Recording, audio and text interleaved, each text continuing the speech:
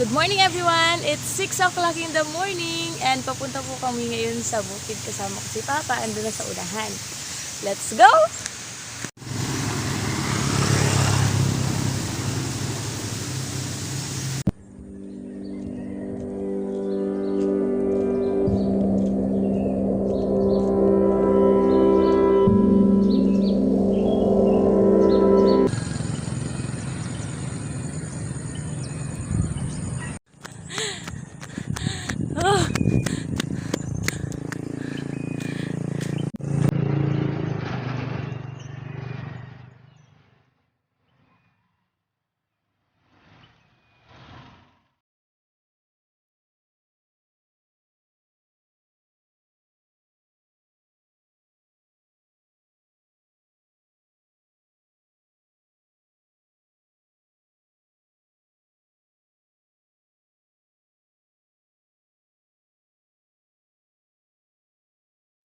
So, andito na po kami sa bukid ni Papa. Nauna na po si Papa. So, look what I found. Ito po yun. Ayun. Actually, kinukuha namin to. Tapos, kinakain. Kasi yung pili nut po ito na tumubo. And then, ito na po yung nut na nasa loob. So, sabi ni Tito at ng Papa ko, huwag kukunin ito dahil hindi na daw mamumunga yung pili tree kapag nawala na to. No? Kapag hindi ito nag-dry doon sa mismong puno nila. Nakatubo pa lang. And syempre, kailangan pa bang hugasan? Wag na, kainin na natin to.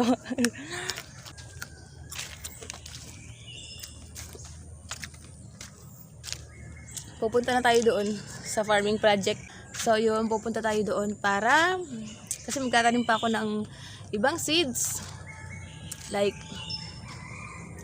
squash kasi kulang pa pati yung ampalaya. So halika na.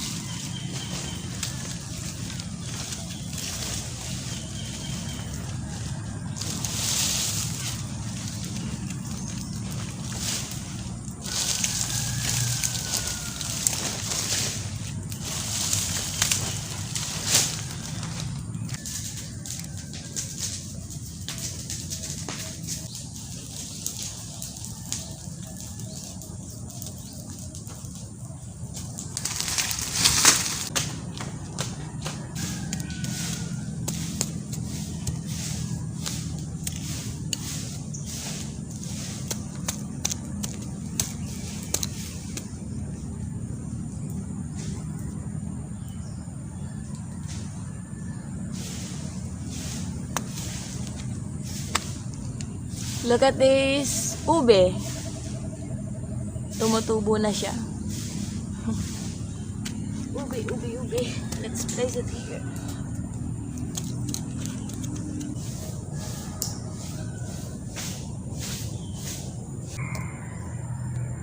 So, ayun. Tapos na kaming dig ng lupa.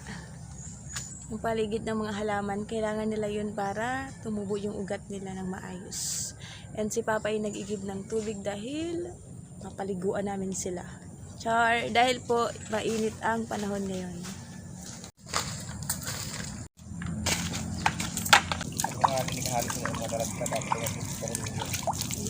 Dapares ko sa tubig.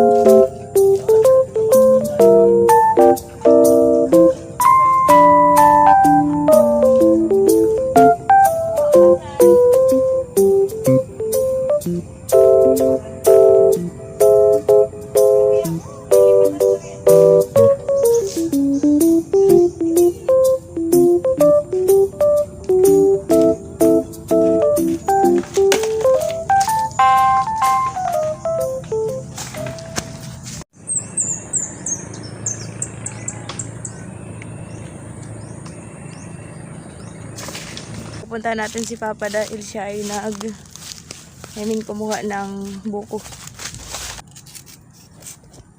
Makaon ko na? Yep. Daraon tayo lang dito. Yan to. Pang isa. Kati natin napon dito. Aray, Diyos. Ay. Diba? Yan ang gusto kong ingay. Ingay ng mga ibon. Okay.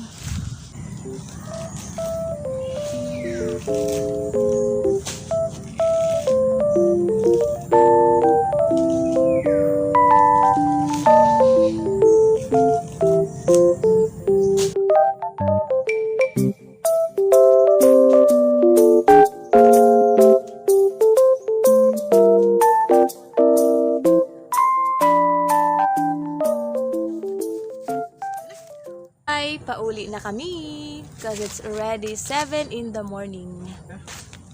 So many things to do. At pupunta pa si Papa ng rice field. Rice farm. Sa Pasakay. Bibisita pa si Papa sa Pasakay. Dahil siyempre may mga palay doon. Kailangan nila ng taga-alaga. Wow! Titingnan nyo to. Ooh, ka-beautiful man. Ka-beautiful man na baby pinya. Madali magbunga rambutan. Rambutan? Ayun. Ito nga, rambutan nga ito. The rambutan tree. Oh.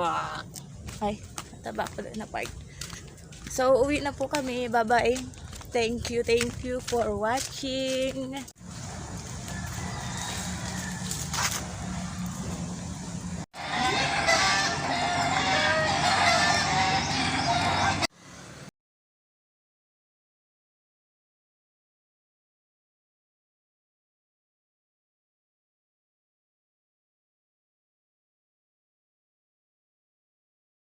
So, ayun guys, mag-isa na lang ako pauwi dahil nag-shortcut na si Papa papuntang Sakahan.